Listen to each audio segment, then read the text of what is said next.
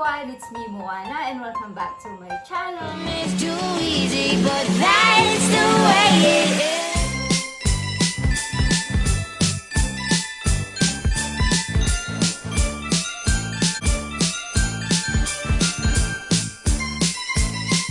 Today is Vlogmas Day 4! So for today's video, isi-share namin kung paano kami gumawa ng aming homemade pulvoron with Ate Ishi. Yan! So kung mapapansin nyo, iba ang ating kitchen today kasi nandito ako sa bahay nila Ate Ishi. Okay? So umpisahan na natin. Heto ang ating mga ingredients.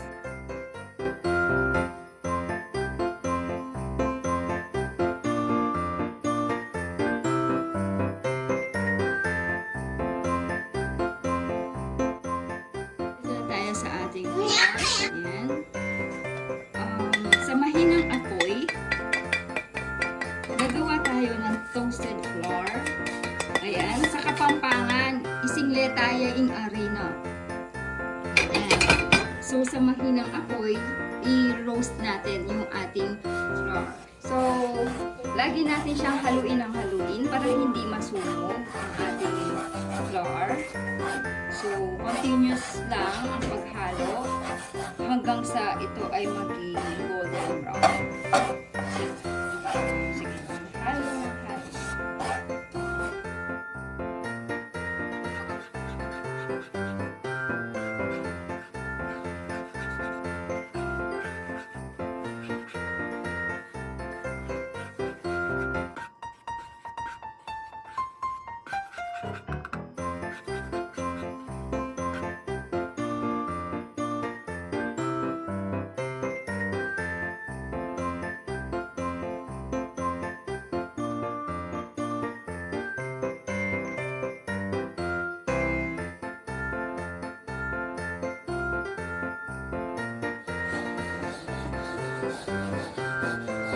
So, ayan. Pwedeng-pwede na ang ating roasted flour. So, pwede na nating patayin ang ating apoy. Ayan. Ayan. So, pinatay na natin ang ating apoy. And, i-add na natin ang ating powdered milk.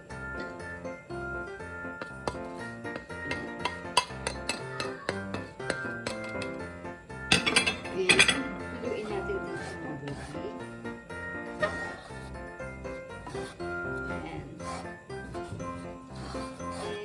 pagkahalo ng ating powdered milk, ilagay na natin ang ating sugar.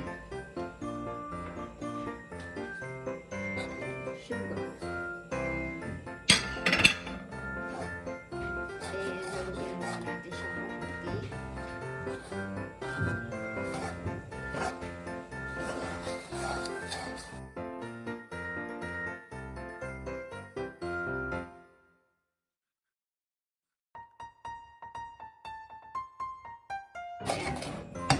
After nyan, isunod na natin ang ating melted butter.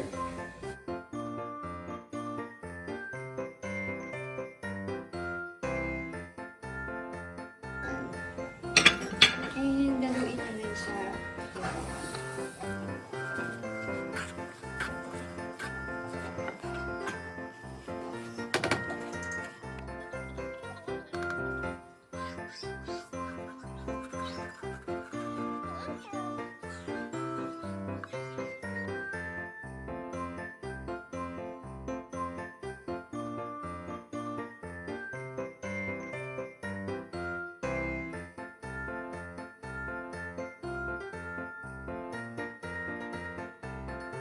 So, ang gagawin muna natin ngayon ay ilalagay muna natin siya sa ref. I-chill muna natin siya ng for few minutes. Yan.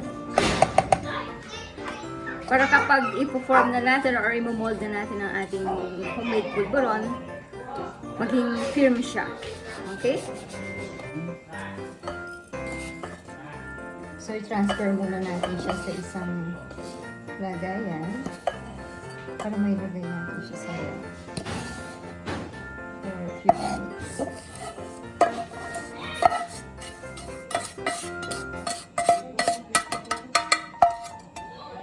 So, heto na ang ating chilled pulveron.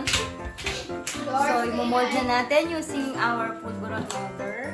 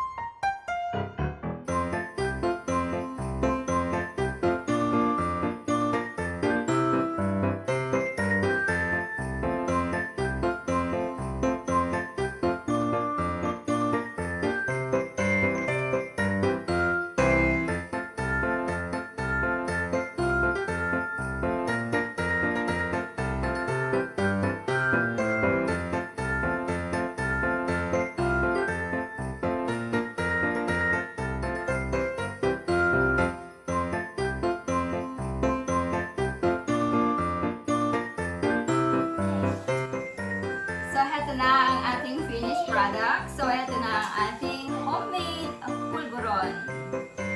Ayan. So, tikman natin. So, tikman na natin ang ating pulveron. Ah!